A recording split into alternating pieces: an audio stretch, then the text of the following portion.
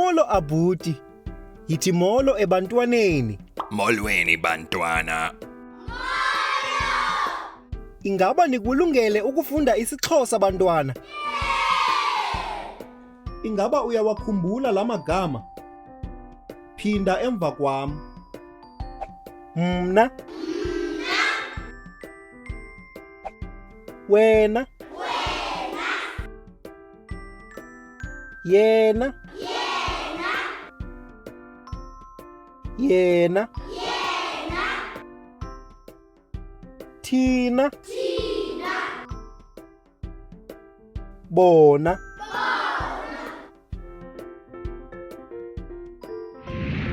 Ngoku masifunde amanye amagama amatsha. Phinda emva kwam. Futhi okanye kwaye. Kodwa. Ngokunjalo. Okanye. Kuba.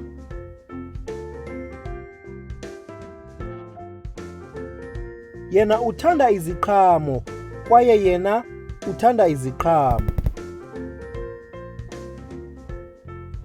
Yena uthanda iziqhamo kodwa akayithandi imifuno. Nam ngokunjalo ndiyayithanda imifuno.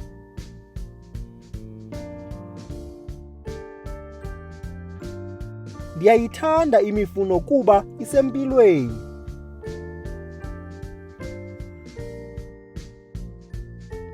Ndithanda iziqhamo kuba zincamleka kamnandi.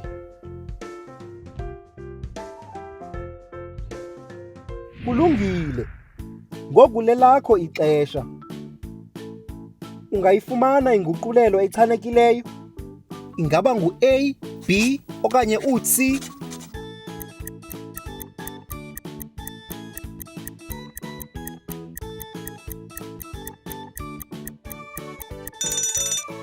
A.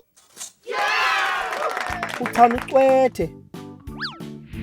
Kuleyo na, ungayifumana inguqulelo echanekileyo? Ingaba ngu-A, B okanye u-C?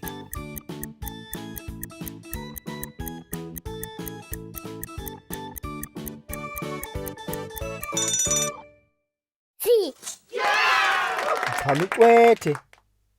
Phambi kokuba sigqibe, lixesha lebinza losuku. Phinda emva kwam. Ingaba uthanda imifuno okanye iziqhamo?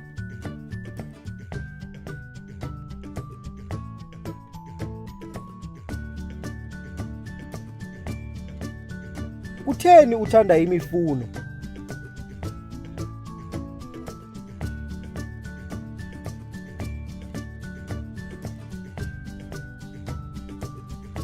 Kutheni uthanda iziqhamo?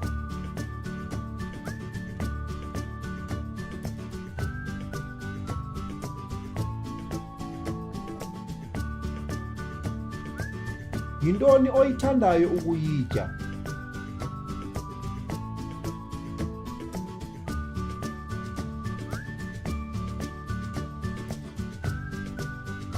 Yintoni oyithandayo ukuyisela?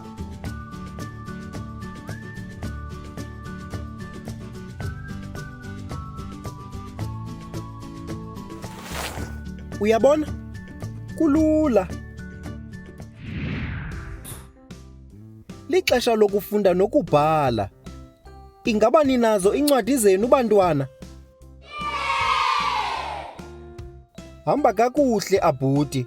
Isale kakuhle.